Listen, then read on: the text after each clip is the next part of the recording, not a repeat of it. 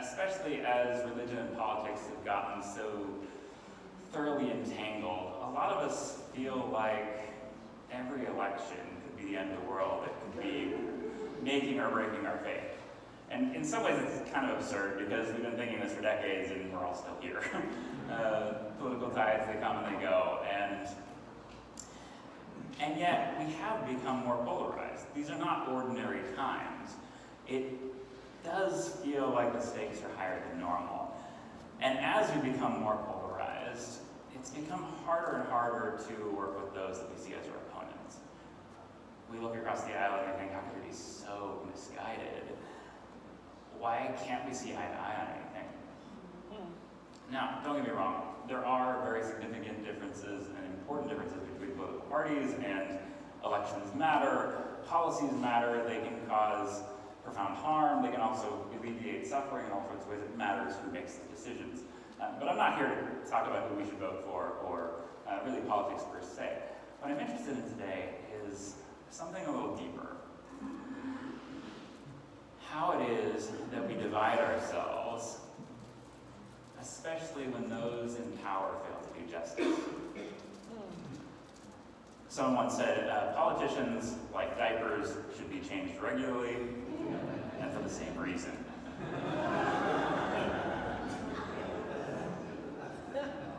This is not a new problem. The Old Testament lectionary text for today is 2 Samuel 18. It is the story of David and Absalom, particularly a civil war between David and his son Absalom. And it reflects the dynamics of what can go wrong in society when justice is ignored, when injustice is allowed to fester and grow. But you can't really understand this story without looking at its broader context, without considering the larger story of David and really how it fits into the biblical story as a whole. Last week, Rob mentioned that the Bible tells a kind of overarching meta-narrative, a story that encompasses the whole of creation from beginning to end. But that too often, when Christians tell that story, we reduce it down to just this little formula of God created the world, and then we fell, and then God redeemed us in Jesus. And that's true, of course. Maybe it's even the most important parts of the story. But when you reduce it that way, you miss most of the story that's actually told in the Bible, especially in the Old Testament. Abraham and Sarah and Isaac and Jacob and Moses and the law and the kingdom of Israel and the exile and all of that, it fits into that larger story. It reflects God's redemption, God's promises, God's forgiveness, God's presence for his people, but it's also a lot messier. And that's not only because we mess up by turning away from God sometimes, because oftentimes the ways that we follow God actually cause harm. Bennett, a couple weeks ago, noted that too often when we think that God is on our side, we don't consider deeply enough what that means and what harm it might do when we claim God's support for our choices, our preferences, our actions, especially when those actions hurt other people. And one of the things I like about the biblical story is that it's really forthright about that. It acknowledges the way that the relationships, societies, even religious practices can go badly wrong. But it also emphasizes the way that God is still present, still working, even in the midst of that. And the story of David illustrates these dynamics with pretty profound sophistication. And if you've only ever heard the Sunday school version of David's story, you've probably missed a lot of that. Because David's story is much more like Game of Thrones than it is like Precious Things. Yes, sir. It's a long story. We're not going to go through all of it. But I'm going to summarize a fair bit of it because there is a lot of richness here that we tend to miss, especially if we only get the highlights. It's also some of the most dramatic narrative in the whole Bible, and so I would encourage you later to go back and read 2 Samuel for yourself if you've never done that. There's a lot more in there than not only that we're going to talk about today, but that you might have encountered before. But it's also a story that deals with some really heavy themes. There are scenes of sexual assault. there are murder, there is political intrigue. And this isn't a children's story. I think most of the children were dismissed, but I will say at the outset that if you or your children are not comfortable with that, I'm not going to go into details about those things, but they are going to come up because they are an important part of the story that can't be ignored. Not just in the past, but also today. And so with that said, let's consider David's story. He was not the first king of Israel. You probably know this. Saul came before him, but Saul abused his position to enrich himself, and God rejected him as king, which is an early sign of the dangers of political power and how it can go wrong. David, though, is called while Saul is still king, and he spends quite a while on the run, acting as a mercenary before Saul is finally killed by an enemy, the Philistines, and David takes over. But it's hanging over his head. The conflict with Saul, the danger of how kingship can go wrong. We're not off to a good start. And David seems to start better.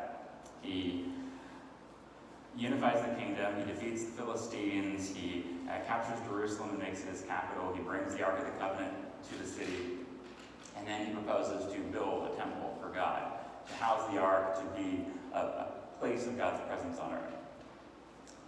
And he goes to his prophet Nathan and he says, hey, is this a good idea? And Nathan's like, yes, of course, you should definitely do it. And then he goes and prays about it and goes, oh, wait. And so he comes back and he says, actually, no, you're not the one to build the house for the Lord. You have too much blood on your hands, he says in Chronicles. But he goes on to give a promise to him. This is in 2 Samuel 7, 11, and 14. You can display it.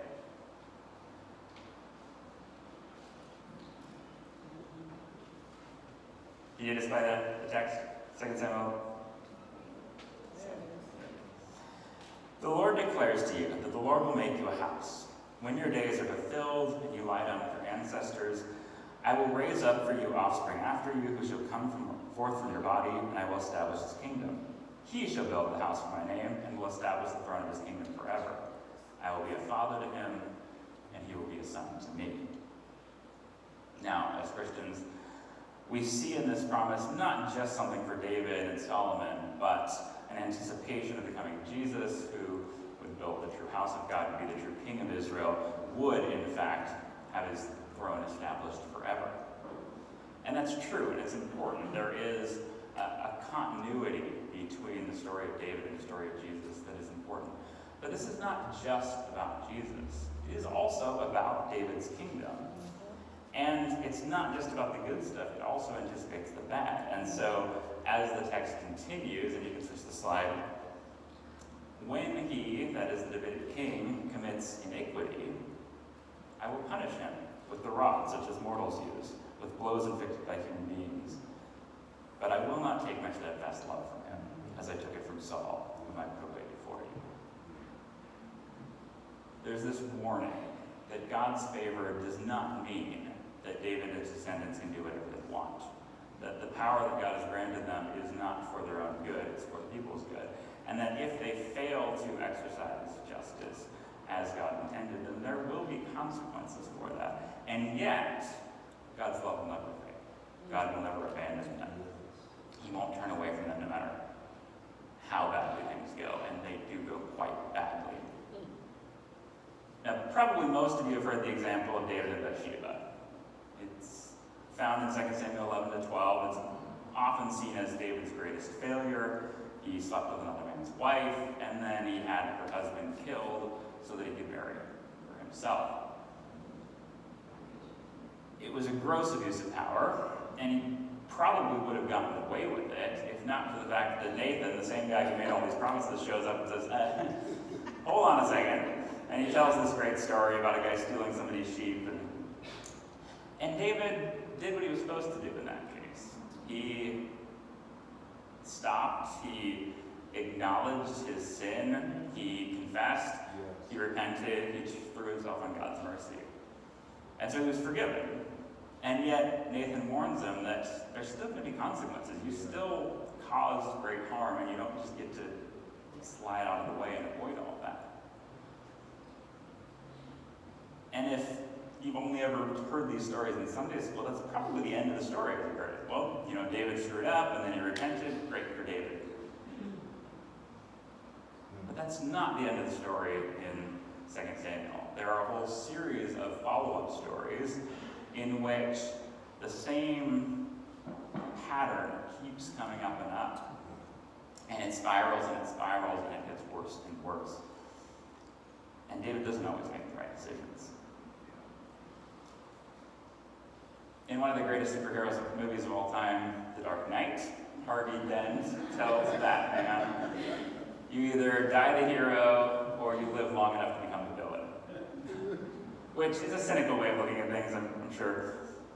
But it acknowledges the reality that those who get power very often end up abusing it. And when we hold people up as heroes and ignore their faults, sometimes we end up contributing to greater harm. Come on, sir. It blinds us to their faults. It also convinces them to hide them, and it leads to greater consequences. Yeah. And what makes this worse is when it happens not just in politics, but in the church. When it carries the imprint of divine will, when God wants us to protect those who've been given authority. Yes. When we convince ourselves that we can't tear down somebody that God has raised up, that we have a duty to protect them. There's a long history of believers convincing themselves that we're the ones on God's side, that we're God's people, that our leaders are God's chosen ones, often with disastrous consequences, especially for minorities.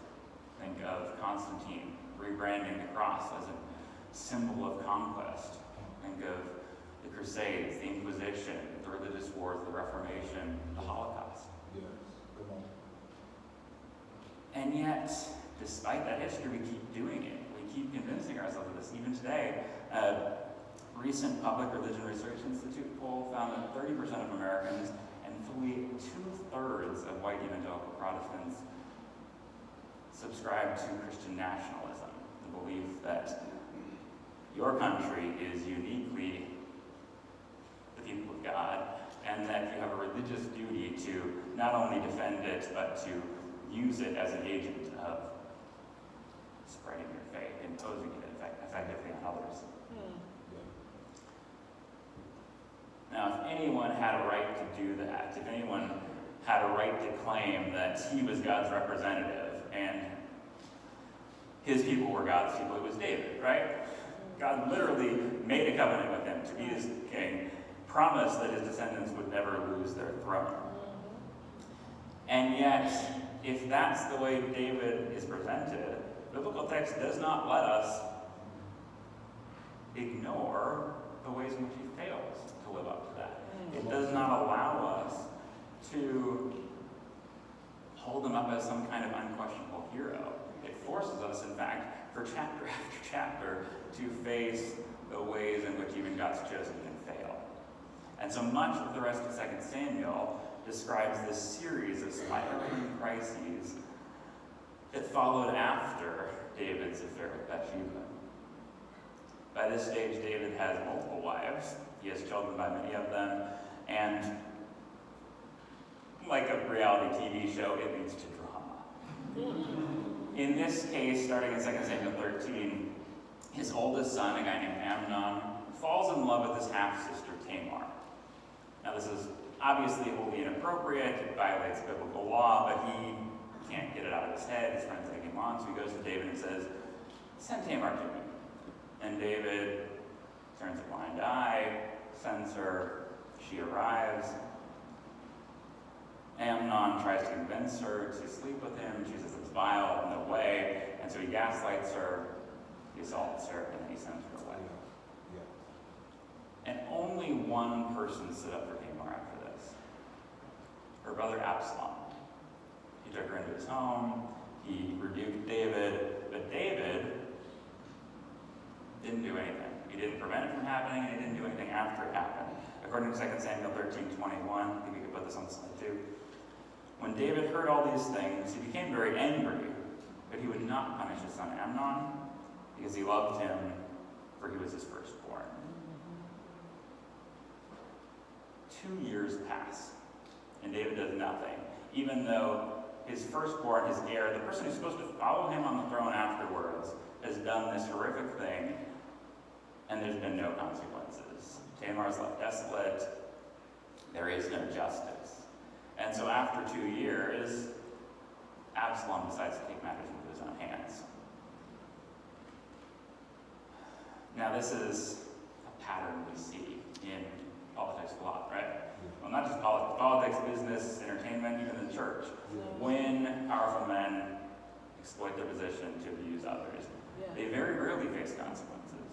Even when everybody knows what's happened, even when there's no denying what has happened. Their supporters, those in power, they shove it aside, they hide it, the victims are gaslit, they're excluded, sometimes they're blamed themselves. The problem is widespread, it's devastating for all involved, and yet we keep doing it.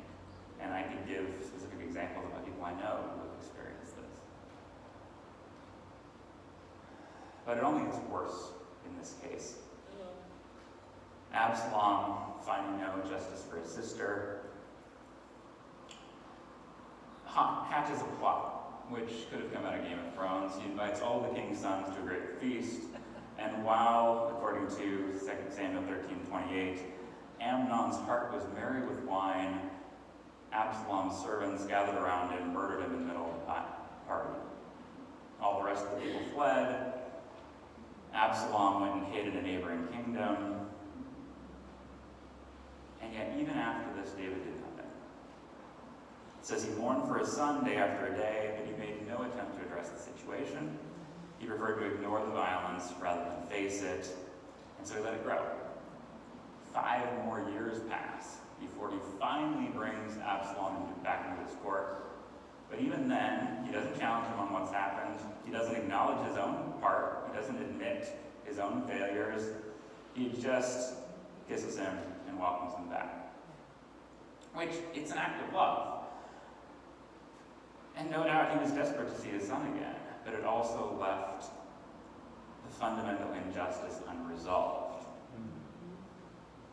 As today, when scandals arise, we might point at it if it's on the other side of the aisle. But when it's on our side, we tend to circle the wagons. We tend to deny or evade or downplay or say, well, the other side's worse.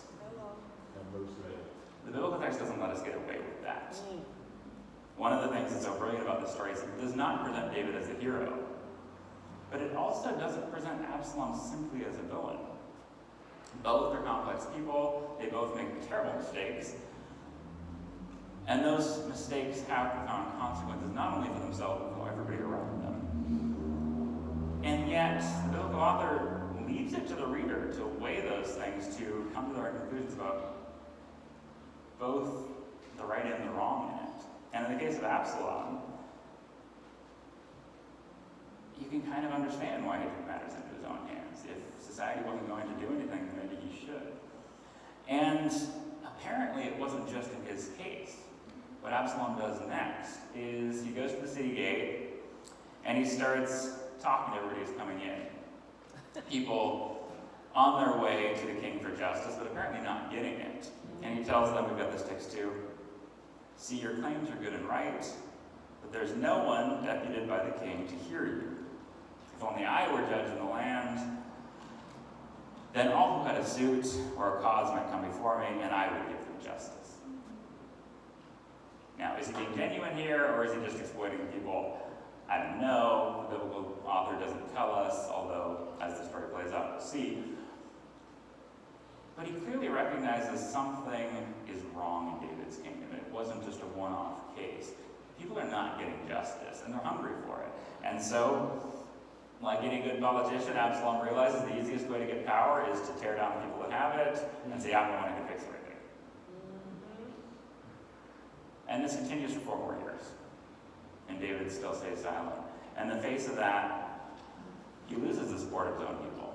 Absalom gains support, and he decides to take it the next step. He goes to Hebron, which was the capital of Saul's kingdom, and he declares himself king in place of David. And his support surges. The people flock to him. And David, afraid for his life, flees Jerusalem with his family, isn't willing to face Absalom once again. And so Absalom takes the city, declares himself king, and immediately shows his true colors.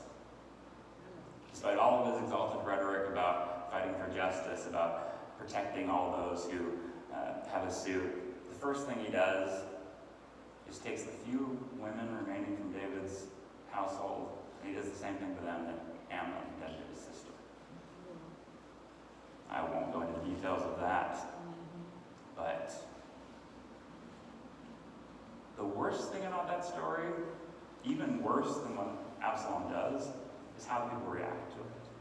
It doesn't cost him support. In fact, it increases his support. And according to, what's the verse, 2 Samuel 16, 21 to 23, they started saying that it was God's will.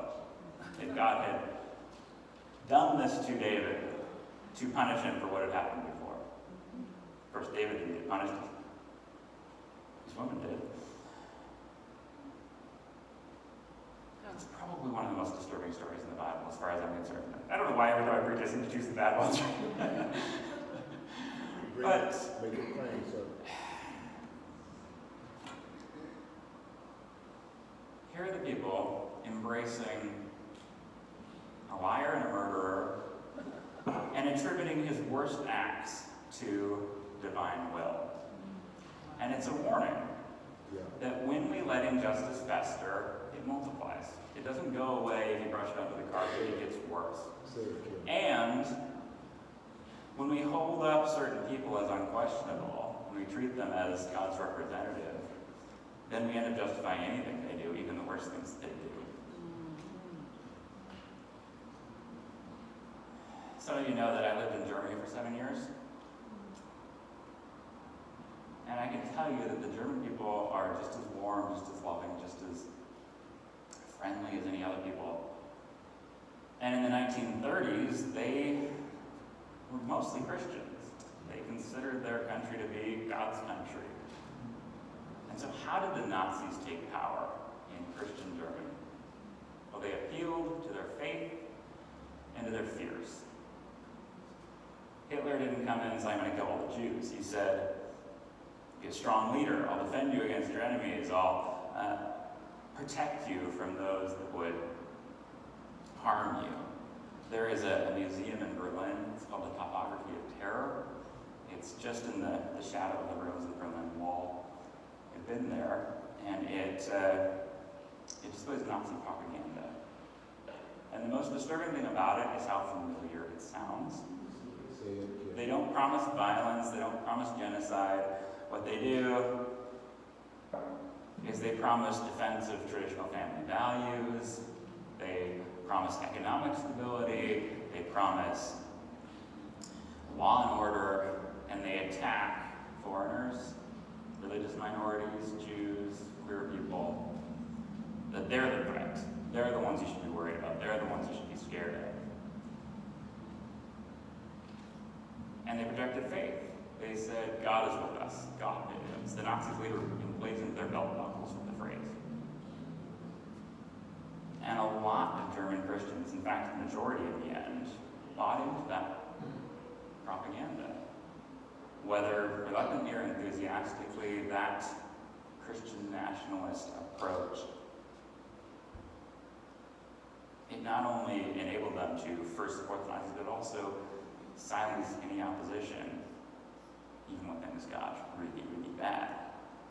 And one of the few people who resisted, a guy named Dietrich Bonhoeffer, he was a German Christian who left the state church when it embraced Nazism. He helped found an underground church, he even led a seminary for it.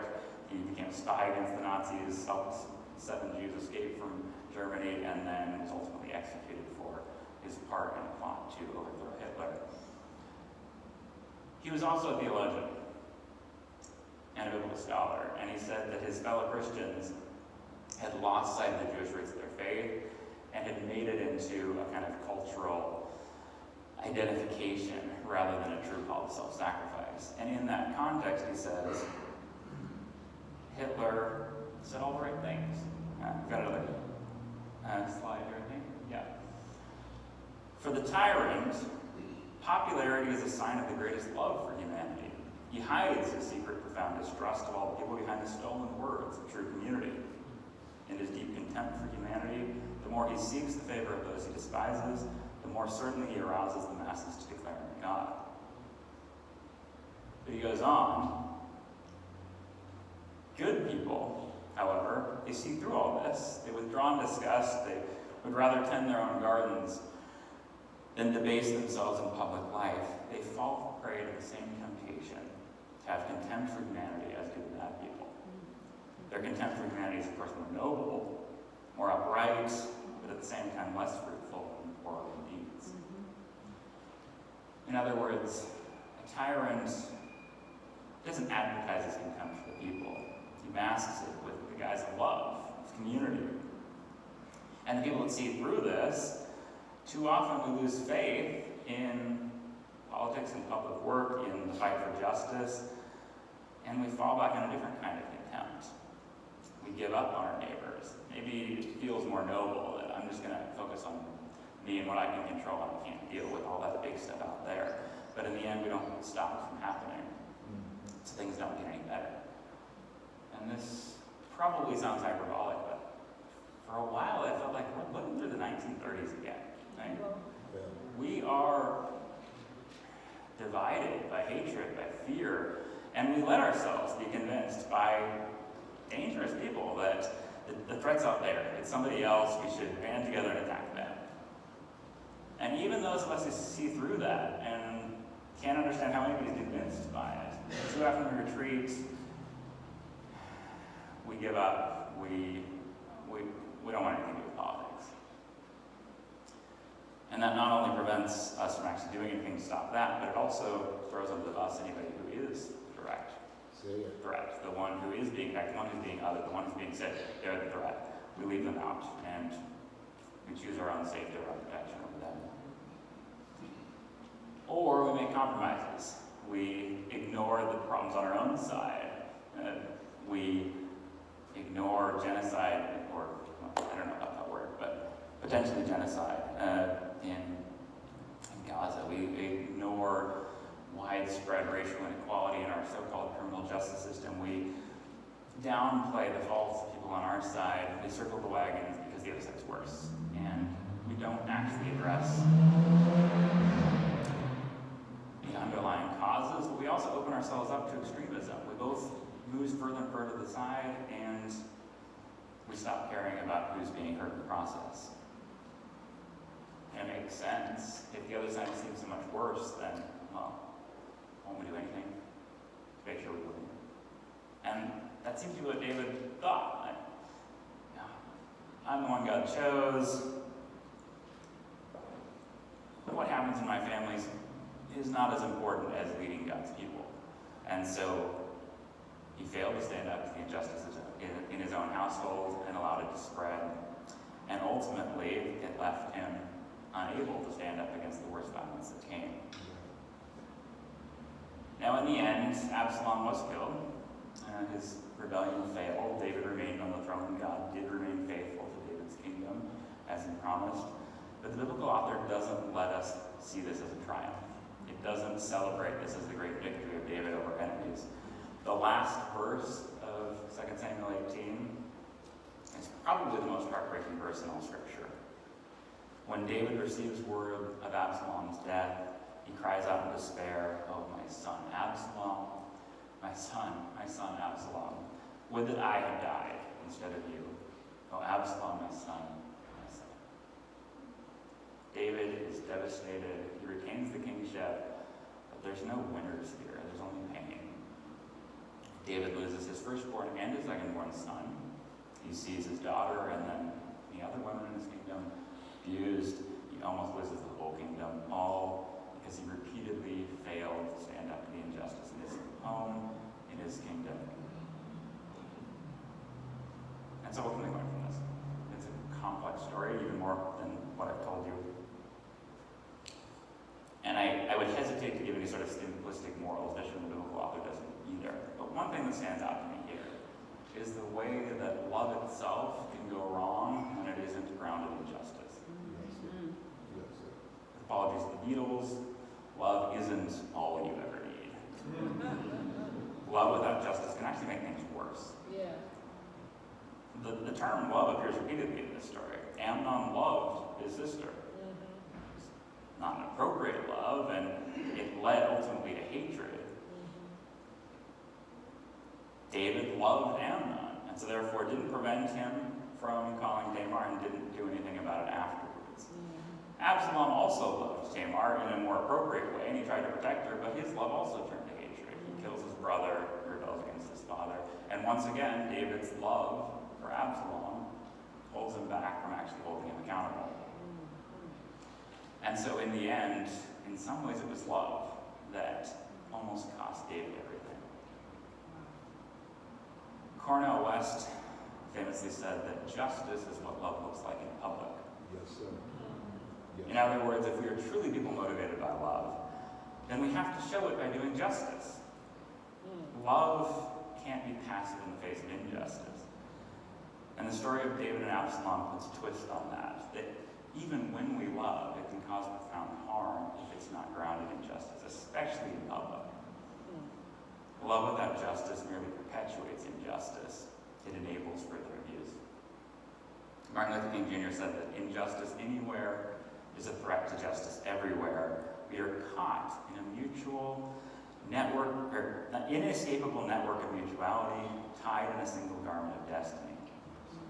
Since we are all connected,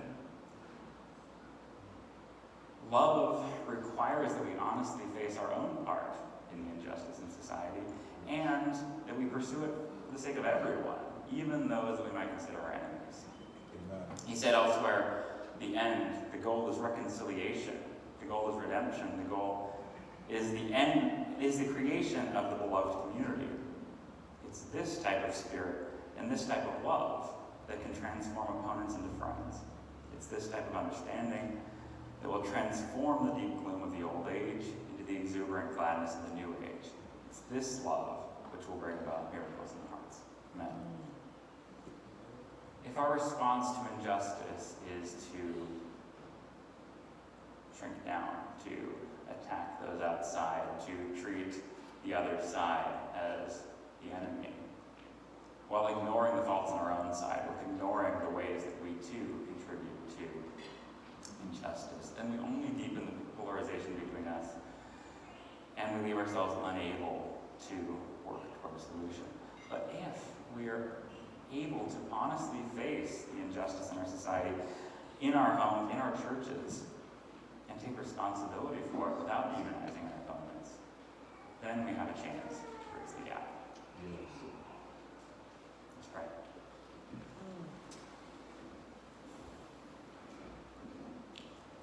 Lord, forgive us for all the ways that we divide ourselves, for the times that we fail to listen to the despair of the victims and cover for their attackers, for when we excuse our heroes' failures and demonize our opponents, for when the injustice of our actions and inaction are brushed under the rug. Lord, give us courage to do better, to stand up against injustice, to call those of power to account, to defend our own failures, to risk ourselves to defend the marginalized, the oppressed, and the abused. Help us to lead with love, but also justice, as we fight for a more loving future.